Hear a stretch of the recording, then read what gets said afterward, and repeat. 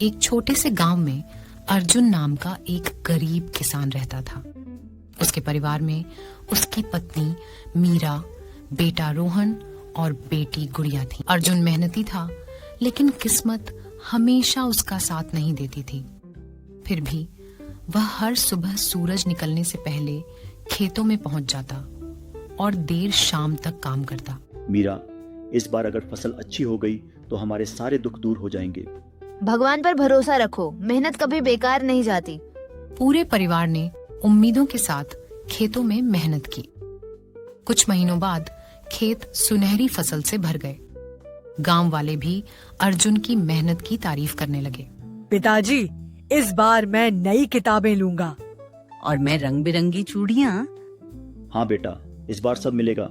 लेकिन उसी रात मौसम अचानक बदल गया। तेज आंधी और मूसलाधार बारिश शुरू हो गई।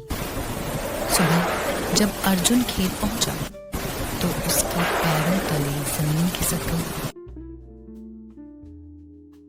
हे भगवान, ये क्या हो गया? पूरी फसल बर्बाद हो चुकी थी। अर्जुन घुटनों के बल बैठ गया। उसकी महीनों की मेहनत कुछ ही घंटों में मिट गई थी। उसने गांव के साहूकार धनराज से कर्ज लिया था। अगले दिन वह उसके पास पहुंचा। साहूकार जी, मुझे थोड़ा समय दे दीजिए। अगली फसल में आपका पूरा कर्ज चुका दूंगा। मुझे बहाने नहीं चाहिए। अगर पैसे नहीं हैं तो जमीन मेरे नाम कर दो।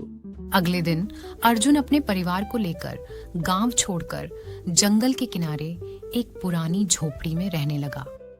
वहां एक वृद्ध साधु रहते थे। बेटा, ये झोपड़ी छोटी है लेकिन तुम्हारे लिए जगह है। आपका बहुत धन्यवाद बाबा। अर्जुन ने जंगल से लकड़ियां काटकर बेचने का काम शुरू कर दिया। सुबह से शाम तक मेहनत करने पर भी मुश्किल से परिवार का पेट भर पाता था। दिन गुजरते गए।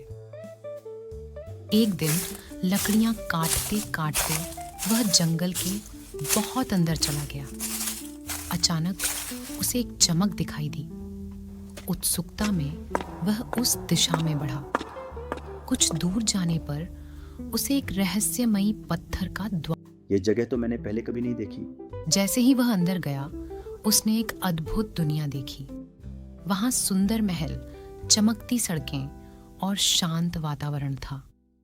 दो सैनिक उसके पास आए। तुम कौन हो?